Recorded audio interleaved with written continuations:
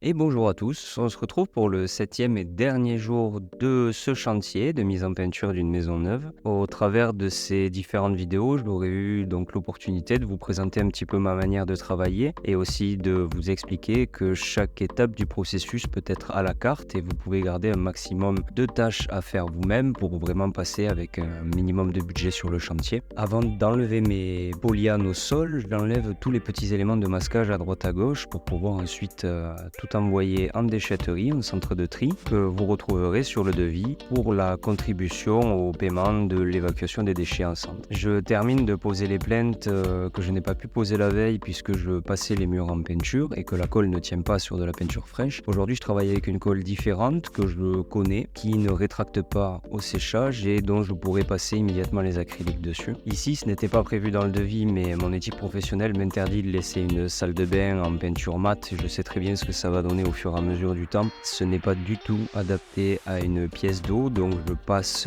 une peinture satinée qui permettra de mieux supporter cette zone humide dans le temps. L'heure du grand nettoyage a sonné, donc j'aspire toutes les pièces, je passe la serpillière et en passant la serpillière, ça me permet de voir les petites taches qui auraient été laissées par perçage du polyane, tout simplement. Et donc tout est gratté à l'éponge pour vraiment laisser aucune trace de mon passage. Je travaille avec un destructeur de laitance professionnel, ce qui permettra au client d'éviter d'avoir à passer 10 coups de serpillière avant d'enlever la fine pellicule qui reste déposée sur le sol après avoir fait les joints de carrelage. Vous avez expliqué sur la vidéo précédente les décrochés que j'avais sur le placo. Ici, on en a vraiment un bon exemple où ce n'est pas qu'un effet de bande où la charge aurait été passée un petit peu trop épaisse. Il y a aussi vraiment un effet de décroché. Alors comment ça s'est produit, je ne pourrais pas vous le dire. Mis à part peut-être un défaut sur les appuis Optima derrière pour le placo, mais dans tous les cas rien de bien inquiétant puisque je vais pouvoir faire cette jonction entre le mur et la plinthe avec les acryliques.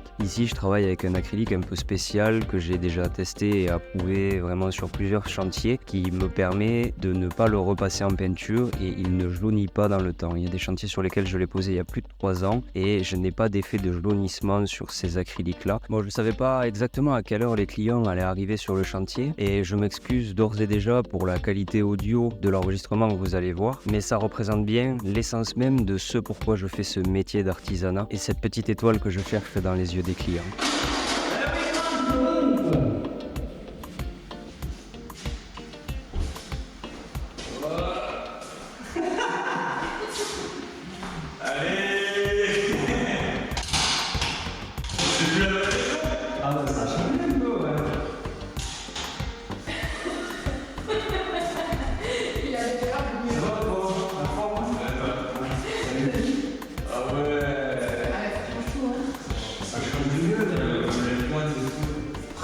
Pièce, c'est plus du tout la même.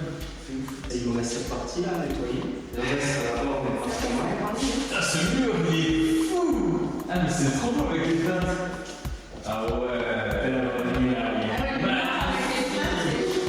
il se parle dans un bâtiment, la peinture, dans quelques jours encore, et après, on se donne.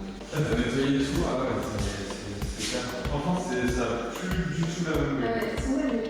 Elles sont sympas, celles-là. Non, Il est vraiment, on dirait que t'as posé un film. je te dis, je t'en par-dessus, je te l'ai tout donné dessus. Franchement, mais là, on va s'amuser un peu. Et c'est vrai qu'il est profond là, il est joli. On a le vol de nuit, je peux te tromper. C'est vraiment un genre qui. Encore que je l'ai passé en jour. Si on avait été joueur et on l'aurait mis en maths, mais après, le problème, c'est que tu vas l'effleurer ici, il va marquer en direct. Il y a tout, il y aura du passage, ça fait rentrer, ça va. Et ça c'est super propre là, franchement, de tout voir, clean. Franchement, c'est. Enfin, ça y est, je pense à oublier comment c'était, mais c'est plus la même pièce. Bon, là-bas, par contre, c'est quasi fini. Regardez ce verre là, c'est des jeux. Tu vois, en fonction de la lumière, celui-là, je vais passer tard. Moi, j'ai mes clients, je les connais, il est vraiment. Ah, il est folie celui-là. Franchement, le jeu, je sais pas quoi dire. Là, franchement, c'est con en fait. Ouais, bon, ça claque. En vrai, il y a un vrai truc de t'arrives dans cette pièce, t'es obligé d'avoir un peu le swag parce que c'est positif. Hein, on est pas venu rapide. Ah, il y a des petites choses aussi. Alors,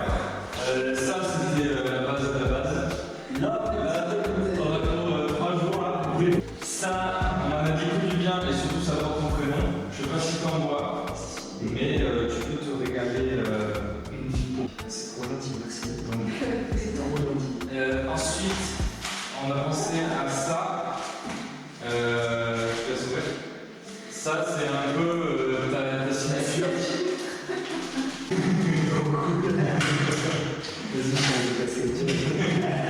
Ça, tu fais la question en plus de On a vu que tu les avais tous ouverts, les casquettes, donc ils étaient pour un peu.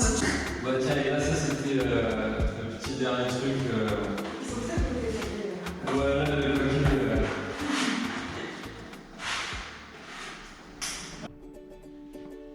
Nous, Aurélie et Morgan, certifions par la présente que Jules Zaragoza, artiste du pinceau et magicien de RLS, a réalisé un chef-d'œuvre en peignant l'intégralité de notre demeure, avec une tente d'enfants comme atelier, des échasses comme outil de conquête des hauteurs, et une générosité sans limite en partageant son matériel pour le parquet, les plaintes mais pas les plaintes. Il a transcendé notre espace. Sa qualité de travail, sa gentillesse légendaire et sa sympathie sans pareil méritent notre reconnaissance éternelle. Pour ces raisons et mille autres, nous lui décernons ce certificat. Merci Jules pour avoir coloré notre monde. Vous êtes géniaux, franchement, ça me fait trop plaisir. C'est un vrai de C'est sincère, mais Ah, c'est très sincère.